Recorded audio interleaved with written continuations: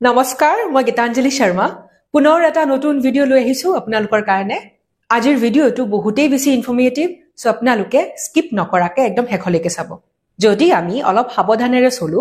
তেতিয়া আমি এটা খুব ধুনীয়া জীৱন নিৰ্বাহ কৰিব পাৰো আমি যে শৰীৰটো পাইছো মানে মানৱ শৰীৰটো হেতু ভগৱানৰ এটা বিৰাটেই ধুনীয়া আৰু উত্তম সৃষ্টি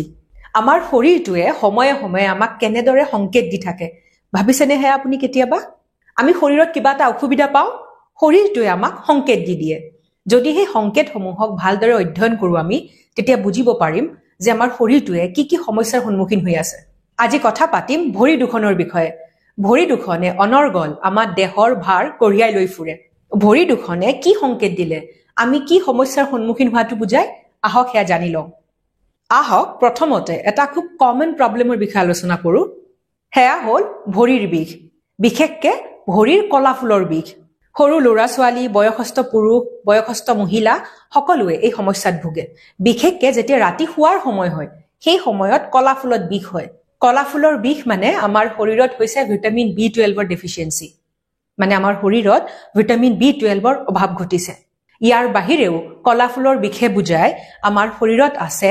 লো পটাছিয়াম লেভেল মানে যিমান মাত্ৰাত পটাছিয়াম থাকিব লাগে সিমান নাই তাতকৈ কম মাত্ৰাত আছে ইয়াৰ লগতে কলাফুলৰ বিষে বুজায় আমাৰ শৰীৰত সোডিয়ামৰ অভাৱ ঘটিছে গৰুহাৰ বিষ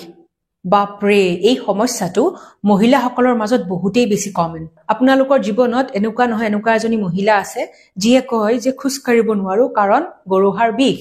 পুৰুষসকলেও এই সমস্যাত ভুগিব পাৰে কিন্তু তুলনামূলকভাৱে মহিলাসকলে এই সমস্যাত বেছিকৈ ভুগা দেখা যায় গৰুহাৰ বিষে কি বুজায় আপোনালোকৰ শৰীৰত হৈছে ক্যালসিয়াম ডেফিচিয়েন্সি মানে ক্যালসিয়ামৰ অভাৱ লগতে আপোনালোকৰ শৰীৰত আছে বহুত লো লেভেলৰ ভিটামিন ডি মানে যিমান মাত্ৰাত ভিটামিন ডি থাকিব লাগে সিমান নাই আপোনালোকৰ শৰীৰত হৈছে মেগনেছিয়ামৰ ডেফিচিয়েন্সি মানে শৰীৰত মেগনেছিয়ামৰ অভাৱ হৈছে ইয়াৰ পিছত ক্ৰেকড হিলছ ফটা গৰুহাই কি সংকেত দিয়ে যদি আপোনালোকৰ গৰুহা ফাটে তেতিয়াহলে বুজি লওক আপোনালোকৰ বডিত হৈছে deficiency of vitamin B3 and vitamin B7 B3 আৰু B7 ৰ অভাৱ ঘটিছে ইয়াৰ পিছত deficiency of omega 3 fatty acid মানে ওমেগা 3 ফেটি এসিডৰ অভাৱ ঘটিছে আপোনালোকৰ শৰীৰত আছে লো লেভেলছ অফ আয়ৰন মানে আয়ৰণৰ মাত্ৰা যিমান থাকিব লাগে সিমানখিনি নাই কোল্ড ফিট যদি আপোনালোকৰ ভৰিৰ তলুৱা দুখন বহুত বেছি ঠাণ্ডা হৈ থাকে এনি টাইম ঠাণ্ডা হৈ থাকে হেইটোৱে বুজায় আপোনালোকৰ শৰীৰত আছে লো আয়োডিন আৰু লগতে আপোনালোক ভুগি আছে এনিমিয়া ৰোগত নেক্সট হ'ল স্পাইডাৰ ভেইনছ আপোনালোকে মন দিবচোন ভৰিৰ তলুৱাৰ পৰা ওপৰলৈ নেকি কিছুমান হিৰ দেখা যায় কেতিয়াবা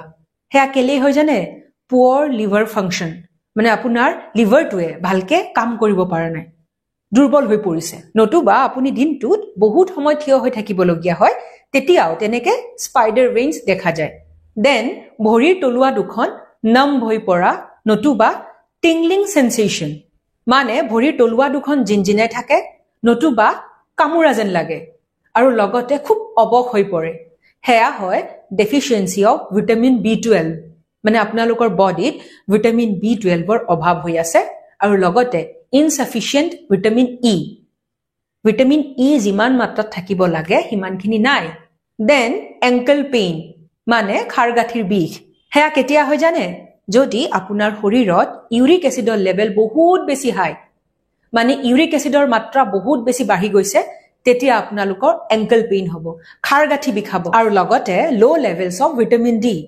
যদি ভিটামিন ডিৰ মাত্ৰা বহুত বেছি কম আপোনাৰ শৰীৰত তেতিয়াও এংকল পেইন হয় একদম শেষত যেটো সংকেতৰ কথা আলোচনা কৰিব ওলাইছো এই সংকেতটোক আপুনি কেতিয়াও আওকাণ নকৰিব আসলতে কোনো এটা সংকেতকে আমি আওকাণ কৰিব নালাগে কিন্তু এতিয়া যেটো সংকেতৰ কথা উল্লেখ কৰিম হেতু বহুতেই বেছি গুৰুতৰ সঠিক সময়ত চিকিৎসা পালে আপুনি খুব ধুনীয়াকে খুব সোনকালে আৰোগ্য হৈ উঠিব একদম শেষৰ সংকেতটো হ'ল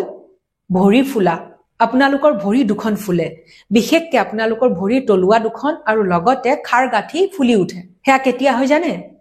লিভাৰ ডিজিজ হলে মানে যদি আপোনাৰ লিভাৰত বেমাৰ হৈছে কিবা নতুবা হাৰ্ট ডিজিজ যদি আপুনি হৃদৰোগত ভুগি আছে ইয়াৰ বাহিৰেও লো কিডনি ফাংচনালিটি মানে যদি আপোনাৰ কিডনি দুটাই ভালদৰে কাম কৰিব পৰা নাই